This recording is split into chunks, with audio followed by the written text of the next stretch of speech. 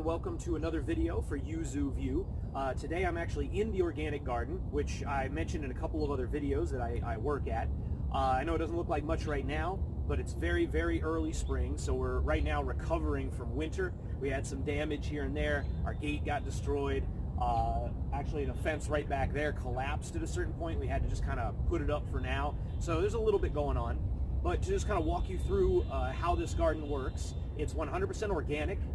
We don't really bring in anything. We don't spray anything, of course. We don't use even city water. We use our own collected water. So that'll start right here. On my left here, we have a pond that we dug. So it's about 5 feet deep in the middle and conical. So at the time, I was just thinking about using it as a water collection source. So we didn't really think about it as a pond. So we didn't put steps, unfortunately. Something we may think about adding in the future, but as of right now, you can't put nice water plants along the edge and have them grow up. All you can do is put things all the way in the center, which we have done. We have a couple lilies that come up every year, but other than that, there's nothing else in there except fish. So we have a nice amount of fish that have just been breeding on their own and doing their own thing. We don't feed them. They just live off of what's in there, and of course they add a lot of good stuff to the water that we can then pour onto the plants. So this is our entire water source. You can't see it right now, but there's a bit of a hill at the top here, and we put plastic down. So whenever it rains, it'll land onto the tarp, actually, not plastic, and it'll run off into the pond, so we collect even more water than just the pond itself would. Then you can see on my other side over here, we have a kind of a little mini greenhouse effect that we've created, and it did really well. You may be able to see the little yellow flowers. That's Komatsuna. It's a Japanese plant, does really well in cold weather. In fact, those survived the entire winter, and they just bolted from last week. I was here last week, and it was just leaf, and that was it. And now all of a sudden, they're like maybe 2 feet high and flowering out of nowhere. So it did really well. The only drawback to that we've seen is to that design anyway, is of course it doesn't get a lot of water. If you close it really well to keep in the heat, it also keeps out rain. So you have to be very careful to come and check on it, or you may lose everything, which we've had happen sometimes. If all of a sudden you have a few warm days in the middle of winter, that's it. They might be gone. So you do have to be careful. But a few other things, we do a lot of raised beds, but not everything here is a raised bed. But this one is, and I added this one last year. I was thinking about doing daikon, so Japanese radish in this year. I'm not sure yet, but we'll see. And then behind me, where you see all the kind of looks overgrown, that's actually all just kind of a wild herb section. So we get lots of stuff that is taken over on their own.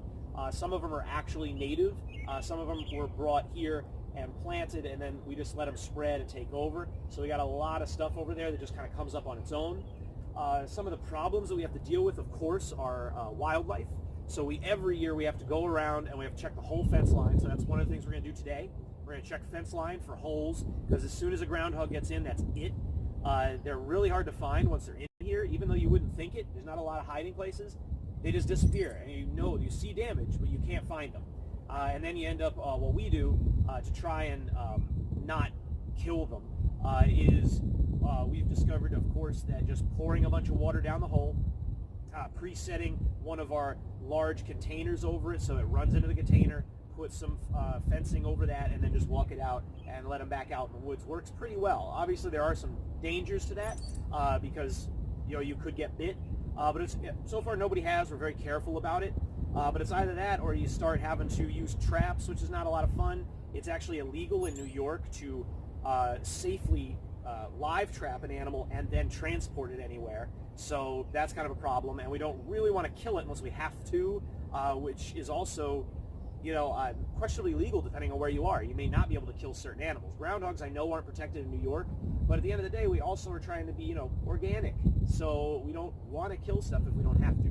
So far, dumping water in a hole, letting them come out on their own accord, and catching them in something and walking them away has been working really well. Something to think about, but again, it does have its dangers. So pond also has its dangers. It's another reason why we have the fence. It's not just to keep out deer or groundhog, but it's to keep out people. Legally in our area, if you have anything, I think it's 3 feet or more deep, you have to have a fence around it that's locked up so that kids can't randomly walk into it and things like that. And we have actually had people fall into this pond. No one has died, of course, but it's not easy to get out since it's conical too. So if you're all alone, you know, it's not a lot of fun. If you slip in there, it's not a good day trying to get out. You really do need another person. So that's another thing to look into. But we did this in like a month of hand. This is all hand dug. So if you can see how big it is, it's really, let me see, probably like oval, but maybe 10 feet or so across, and maybe this way 7 feet. So it's pretty big and 5 feet deep. So there's a lot of work that went into that. And then we've been kind of experimenting. This year I'm going to try some more Japanese seeds to try and get Komatsuna and Daikon again, which I know do well, and I have a few others that I'll talk about later in some other videos. And then of course we also do tubs. So there you go. It's pretty simple. We have a nice hill that goes up, so a lot of times we'll put things that need more protection down here, and we'll put the things like potatoes do really well up at the top, and then maybe corn, stuff that might get blown over, we try to put down here where they'll get a little bit more protection, because at certain times you can get one heck of a wind through here, and that's another thing you have to think about. So there you go. That's a brief introduction to the garden. I think I'll also do a quick walk-around talk, and because we've done a lot of cleanup and repair, so we can talk about the problems with, you know, collecting extra junk and things that you want to get rid of and how to do it. So I'll get into that in just a minute, but there you go. Brief introduction to the garden, and right now, as I mentioned, it does look like questionable content at best, because it is maybe the first real weekend where we can get any work done. So I'm trying to do this before everybody shows up, and here we are. So thank you for watching the video. I'll have some more in a minute.